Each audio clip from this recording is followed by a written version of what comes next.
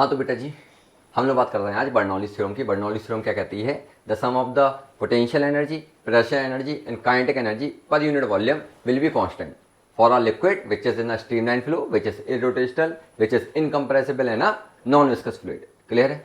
अगर एक फ्लूइड जो कि स्ट्रीमलाइन फ्लो में है, इरोटेशनल फ्लो के साथ मूव कर रहा है, नॉन विस्कस है और इनकम्प्रेसिबल है, तो उस फ्लूइड के लिए जो प्रेशर एनर्जी है, जो काइनेटिक एनर्जी है, जो पोटेंशियल एनर्जी है पर यूनिट वॉल्यूम, इनका सम क्या होगा? कांस्टेंट होगा। तो इसी बात को हमें ड्राइव करना है।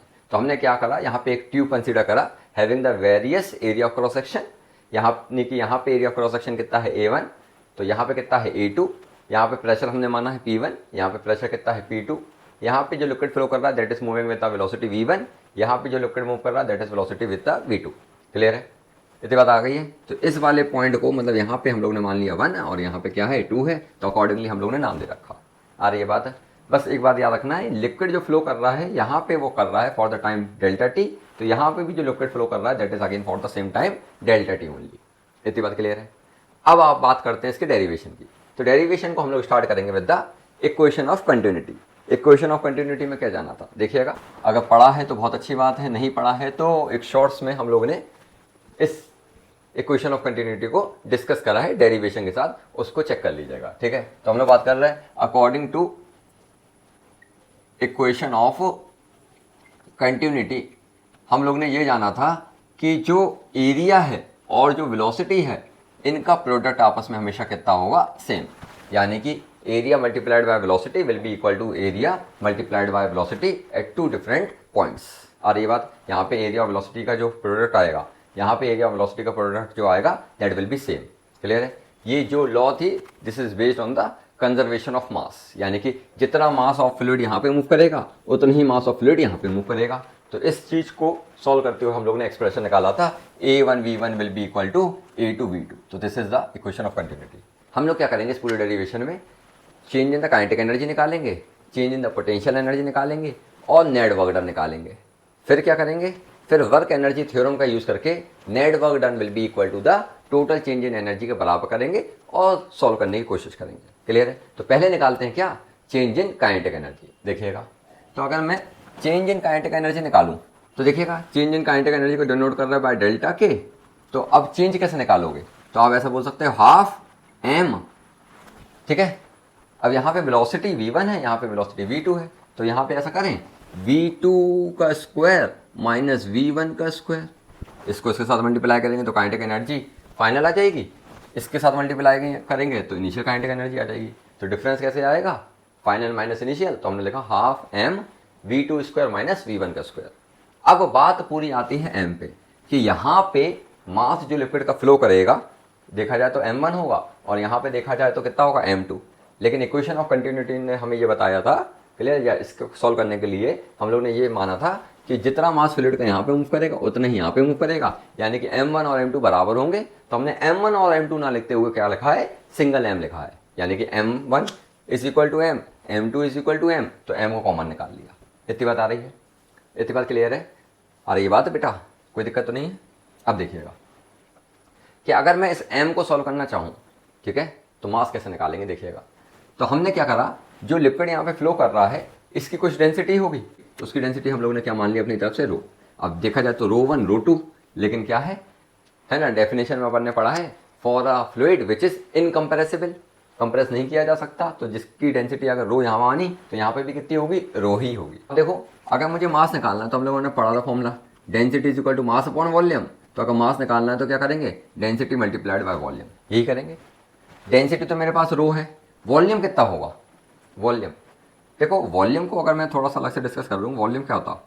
Length into breadth into height, basically यही होता है। लेंथ इंटू ब्रेथ को हम लोग क्या लिख सकते हैं? Area multiplied by height. Height का मतलब है ना जो भी डिस्टेंस ट्रेवल के बाद एरिया में क्या है? 2 डायमेंशन है, लेंथ और ब्रेथ तो आई गई, यानी कि एक और डिस्टेंस से मल्टीप्लाई कर देंगे तो वॉल्यूम बन जाता। ऐसे ही होता है।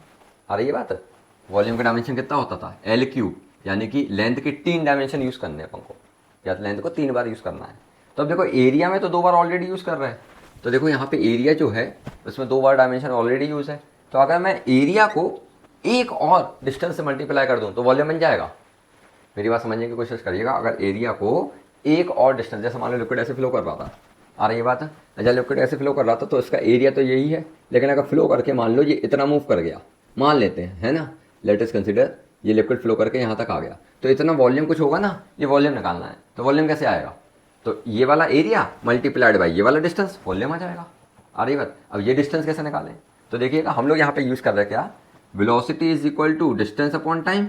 यहाँ पे वेलोसिटी कितनी है v1, तो v1 टाइम कितना है डेल्टा t, डिस्टेंस निकालना है, तो डिस्टेंस इज इक्वल टू कितना होगा v1 डेल्टा t हो जाएगा बेटा।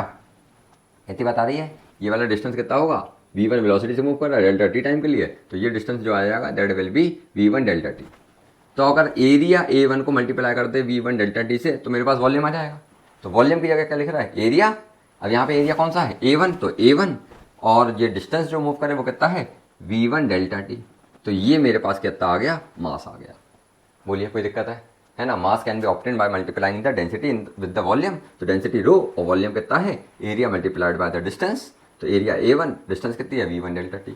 तो ये मेरे पास मास, इस मास को यहाँ पे सब्सटीट्यूट कर रहा है, तो delta k will be equal to कितना होगा, हाफ, और मास मेरे पास कितना निकाला, rho a1 v1 delta t multiplied by v2 का स्क्वायर माइनस v1 का स्क्वायर। तो let this be question number 2। ये मेरे पास क्या आ गई, change in the kinetic energy आ गई। कोई दिक्कत तो नहीं है। सिमिलरली हम लोग क्या करेंगे, चेंज इन पोटेंशियल एनर्जी निकालेंगे। देखिएगा, change in the potential energy is equal to, formula क्या होता है mgh। तो मैं ऐसा लिख दूँ mg और h की जगह कितना होगा h2 माइनस h1, क्योंकि यहाँ पे पोटेंशियल एनर्जी ज़्यादा है, हाइट ज़्यादा है, यहाँ पे कम है, हाइट कम है। दिख रही है ना आपको, यहाँ पे हाइट है h1 और यहाँ पे हाइट कितनी है h2। आ रही है बात क्लियर। तो mgh2 माइनस mgh1, तो mg कॉमन निकाल लिया, h2 माइनस h1।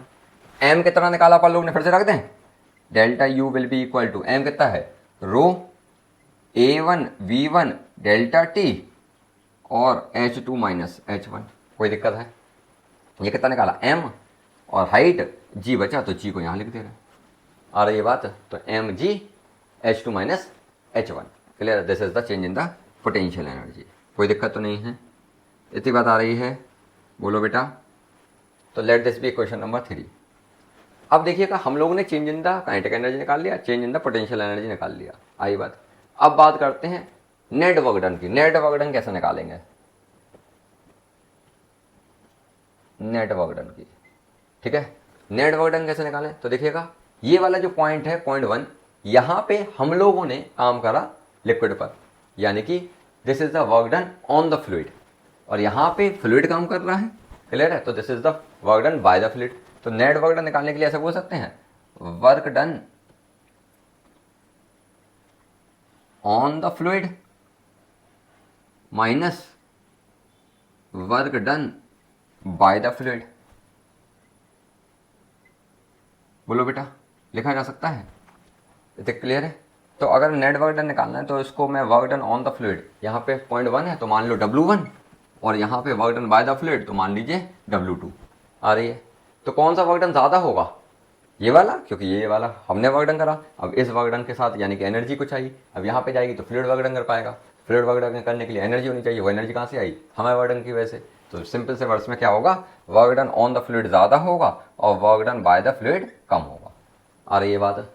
अब वर्क डन कैसे निकालते हैं देखते हैं फिर अलग से। मैं ये वाला हटा दूँ, वॉल्यूम वाला पार्ट, ठीक है, ये वॉल्यूम वाला पार्ट हटा दे रहा है,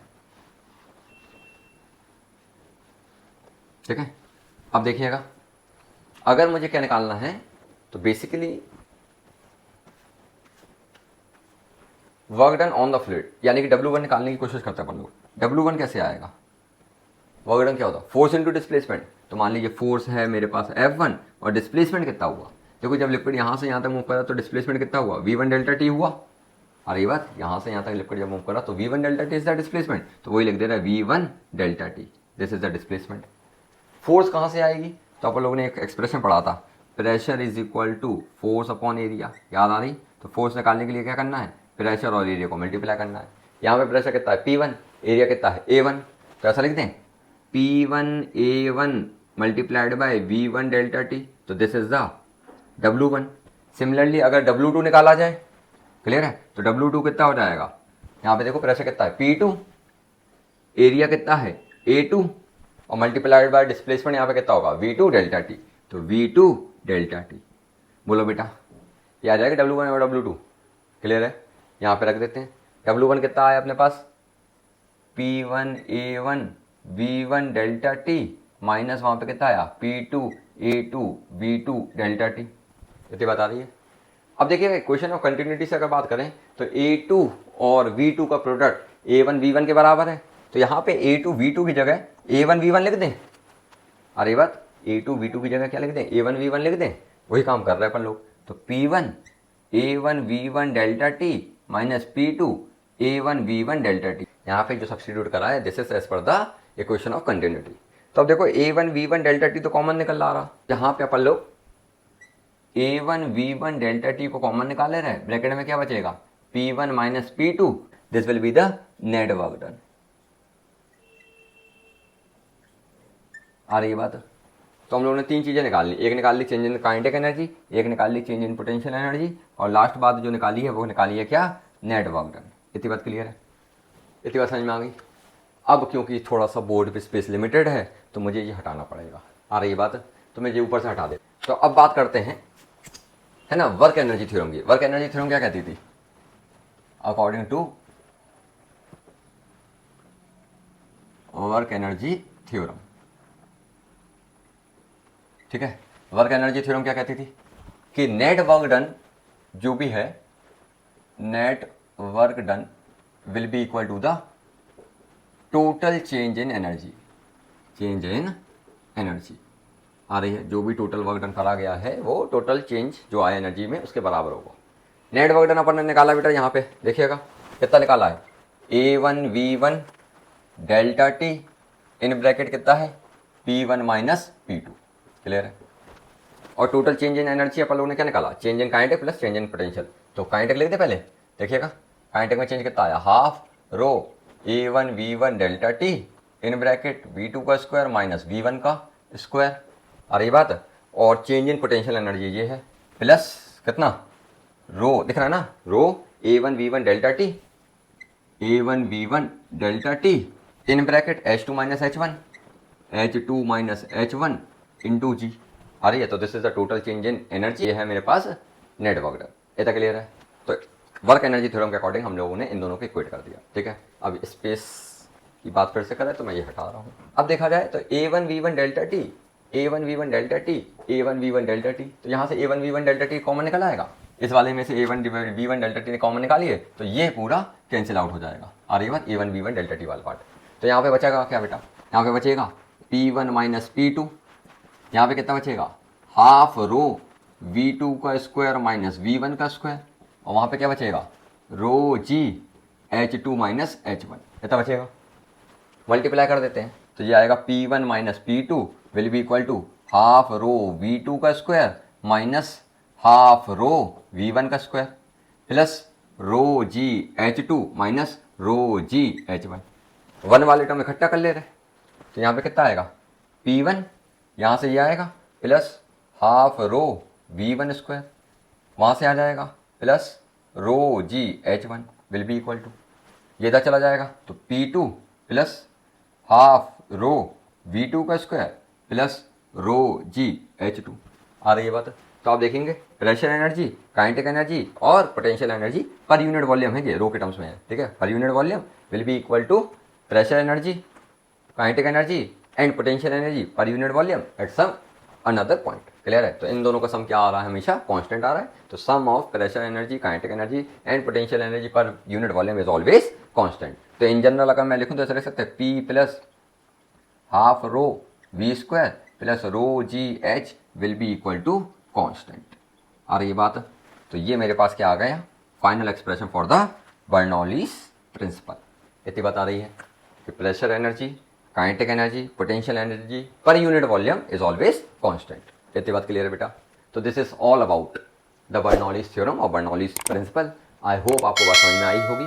अगर बात समझ में आई है please do like the video, share the video, subscribe the channel for more updates.